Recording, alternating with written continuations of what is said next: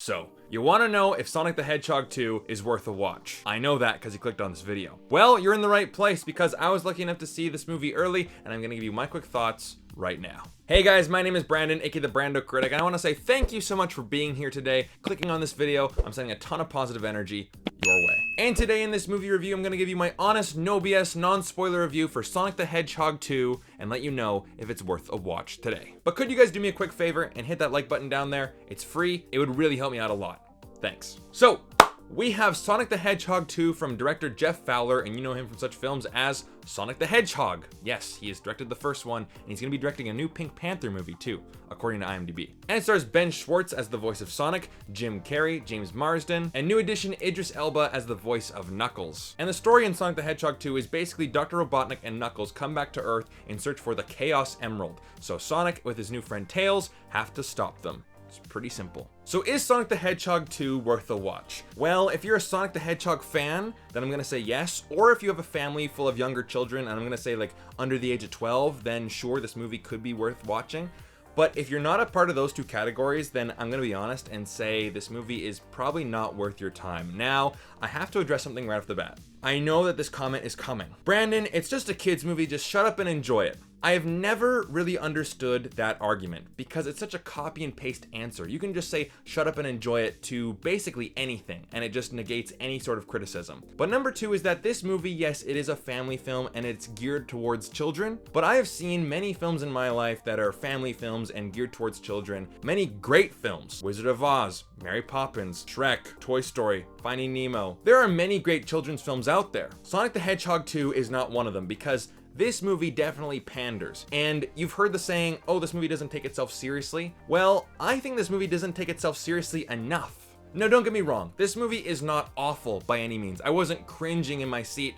Well, I was cringing in my seat for some moments, but we'll get into that. Because there are some funny scenes in this movie. I did have quite a few chuckles. There is some excitement in this movie. I really was engaged in the action and the spectacle. And there are some great messages for the family and for children. But on the other hand, there are a lot of jokes that just don't land. And what's worse about it is that they really try so hard to force them down your throat. And while there are some moments that are exciting, not every single action set piece lands, and you have an uneven and quite long story. I definitely felt the runtime in this movie, and that is never a good sign. But let's talk about the comedy. Sonic the Hedgehog is our main character, and he's a wise-cracking kid who gets into trouble, and he's pretty irresponsible. And we've all been that kid at one point. So I have nothing wrong with Sonic the Hedgehog. I do think some of his jokes actually do work, and I think he's a pretty charming and cute little hedgehog.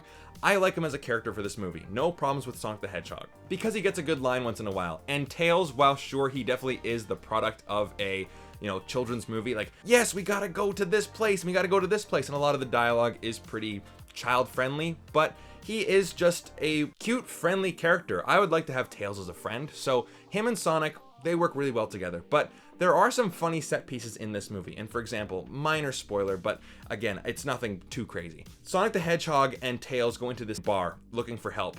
And of course, they're trying to speak their language, but of course they end up insulting the waitress. So then they get challenged to a duel, a fight if you will. But it's not a fight with fists, it is a dance-off. So of course you don't necessarily expect that, and it is silly, it's goofy, and it's just a fun time, especially for children and for families. No problem there, and I gotta say this though, and this is the weird part of the movie. The funniest part of the movie for me was this side plot about a wedding in Hawaii. It's James Marsden, who plays Tom in the movie. His wife's sister's wedding in Hawaii gets shut down by the FBI or the government, some secret government agency, to try to capture Sonic the Hedgehog. And of course the wife, the bride, Rachel, played by Natasha Rothwell, finds a lot of Tails' gadgets and weapons. She doesn't know what they do, she doesn't know how to work them, but she just goes off on these security guards, and it is just hilarious. I was cracking up the entire time, laughing hysterically loud in the audience because her delivery, her lines, her physicality was just brilliant. It was so funny, but here's the catch-22. This scene has nothing to do with the rest of the movie. Really, if you look at the entire movie and you could say, what's one scene that we can get rid of because it doesn't do anything for the story in terms of pushing the story and the characters forward, it would be that scene. But yet that is the most funny and entertaining scene in the entire movie. So that's a problem, because most of this comedy is not clever, not funny. a lot of it has to do with just references, right? Like there's one joke where Sonic the Hedgehog goes, "Oh no, they're fighting just like Vin Diesel and The Rock. Ha ha ha, we all understand Fast and the Furious." But it is a very modern, pandering joke because kids will understand this today. Kids probably will not understand that reference 10, 20 years from now. It's not a timeless joke. It's very much in the realm of thinking of, oh, kids will understand that. Let's get the floss in there. Again. That's why I say this movie really panders to kids. Now, Jim Carrey. He was awful in this movie.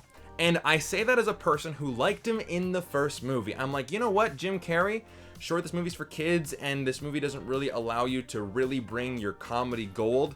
But you know what? I'm glad that you found a franchise. I'm glad that you finally found another movie where you could be Jim Carrey again. In this movie, it just feels like he's trying so hard, and he almost becomes a parody of himself. He's just plain bad. He didn't make me laugh once, even when he makes jokes that only the adults will know, right? Like he talks about the law of attraction, and have you ever seen the movie The Secret? Again, kids won't know that, but even adults are like, yeah, I know The Secret. I know what the law of attraction is. But is that funny to me because it's something that I know and it's just pandering to adults? It's not funny. It's not clever. It's just, hey, that's a thing that exists. A lot of the humor in this movie is like that. And his sidekick, his companion, his minion, who always talks about goat milk and his lattes. Oh man, he was just terrible as well. I didn't laugh once. And it's okay to have a goofy, foolish villain, but he's not intimidating whatsoever. I'm never thinking to myself, how are Sonic and Tails going to defeat this guy? But I did get that with Knuckles. Knuckles is a really great part in this movie because he's intimidating. His motivation is clear. He's an actual challenge to Sonic. He's linked to Sonic's past, and he genuinely thinks he's the good guy. All of these are qualities that you want in a villain, and Knuckles brings all of them. Now let's talk about the action, right? There is quite a bit of it in this movie, and for the most part, it is exciting. There are some snowboarding scenes which reminded me of Sonic Riders, the video game. So again, guys, if you're a Sonic the Hedgehog fan, then this movie will have a lot of things for you. There's a bank heist opening, which is fun. Sonic and Knuckles fight in this giant tomb, and there is the giant Eggman robot monster at the end where they all have to fight him in the little town of Green Hills. All that stuff is great. However, at the end, I definitely did get into the whole CGI nightmare thing. But for the most part, kids and families will be entertained by the action. But by the end, though, I'm like, okay, guys, this is getting a little too much. And I'm able to watch all the Marvel movies, all the DC movies where there's just CGI stuff everywhere. And in this movie, I'm like, okay, guys, this is just getting quite too much.